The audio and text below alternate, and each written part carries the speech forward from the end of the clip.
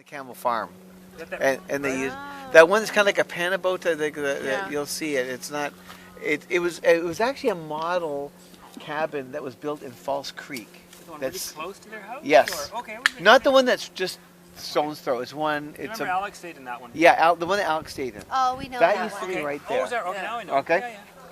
We used That to was hang actually out built with in Alex False that Creek, cabin. and that was like a model that they were hoping to sell all over the islands and stuff like that. But I think they only sold a half. The display home. Yes, display home. Lorraine Campbell's sister, over there, and Ray Morden, her husband, and he was a great fisherman. That guy. He was the first owner of my tin boat. Okay, the Sunny Boy, and he would park the Sunny Boy out in front, out here. And it's just a beautiful view of the sunset here, right? Just a beautiful view. So Tom, where was it again? Right so right over here, just right located, right where the road is coming down there. Yeah. Actually, now that I think about it, right just on the other side of the road. That's where it was. Yeah. Okay. Right by those blackberry bushes, you could pick blackberries behind their house. Yeah. And he had a light generator behind there. He'd sometimes fire it up. And he had a flush toilet. A flush toilet. Big thing, which was, no one got to use that except them. But, you know.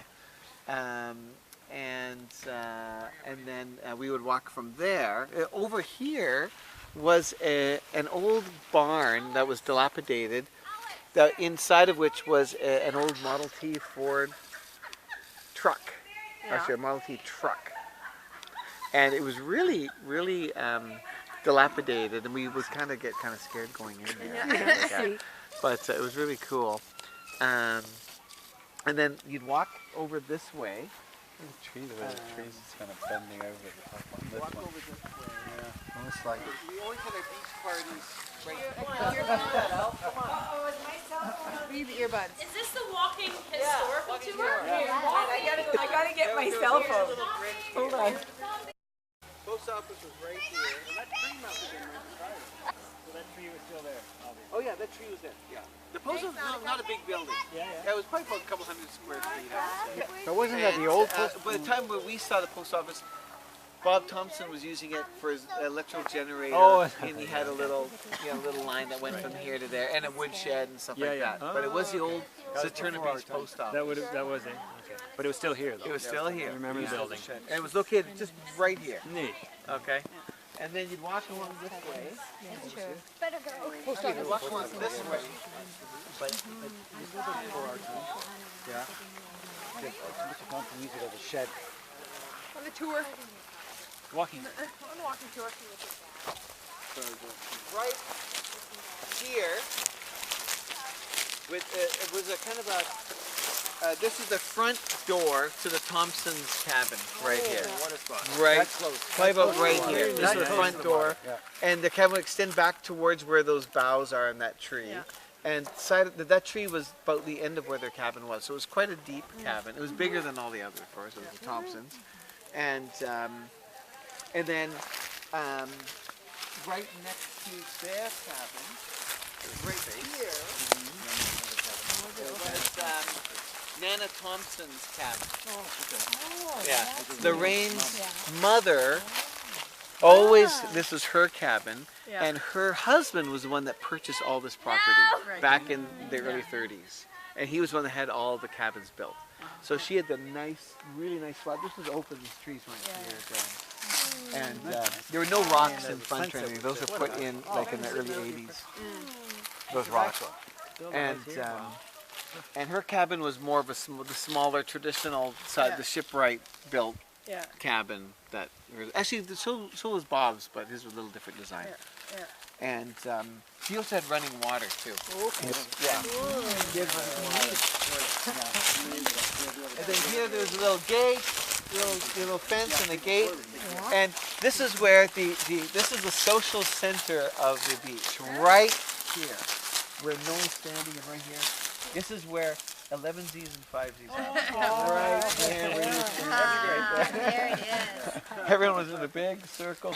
All the adults would come down at 11 o'clock, and they'd have their scotch, and they'd stay for about 45 minutes to an hour, and then they'd leave, and then they'd come back at 5 o'clock. That's in the morning.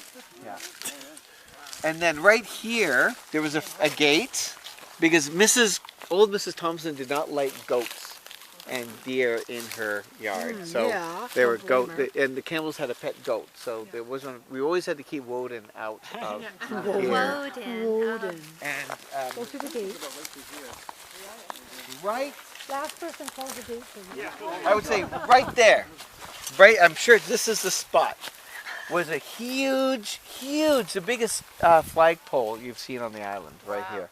A big white flagpole that went really high up, probably triple the height of mine. It was really high flagpole, and that was and then during the land barbecue, that would be like the set. Right from here, there was a dock that went out this way. That was the main entrance for the land barbecue.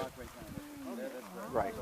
So they kind of the ramp was here and it's extended right out, and then there'd be a ticket booth right here, and you get your tickets and everything, and all the land barbecue stuff happened up in behind here, right? Right here, there used to be a cabin right here that was owned by which was habitated by one of the caretakers of the beach, but it burnt down when I was a young kid, so I never really remember it. But there was another cabin right here, and this is the one that was called Sunset View, and it was one of the cabins. It's now located up near the farm. Somebody towed it up, and Sunset View. The Ayers used to stay in here. The Langdons used to stay in here. The Ayers used to stay in this one. And they had just a great view, right, of the sunset. And when the Campbells came down from their farm, they would always come down the middle of this field, and they'd park the tractor right where that picnic table is, because he always had to jump start the tractor. Is an archaeological site right here. Wow. That where he is actually part of the natural ground. But this is actually a midden all under here, right? Yeah.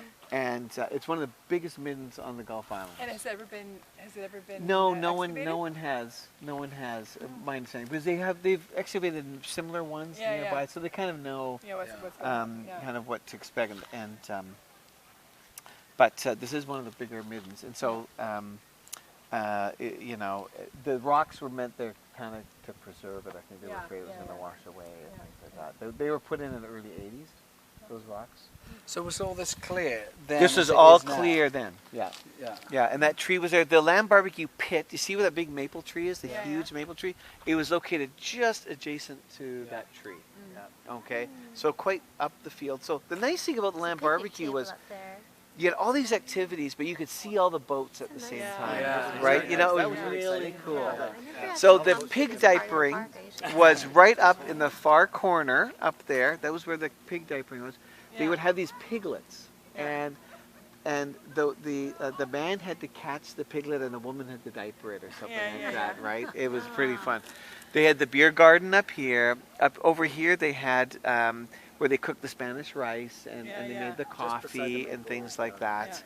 And over there, they had the races and the pile driving, and they had the coconut shy and all that stuff along the side up there. Yeah. So how did they get in here from? Boats. Or mostly boats, 95% by boats, and some would walk over the mountain on the pony trail. There's a pony trail located where the road is now. Oh, okay. Yeah, and you could walk over.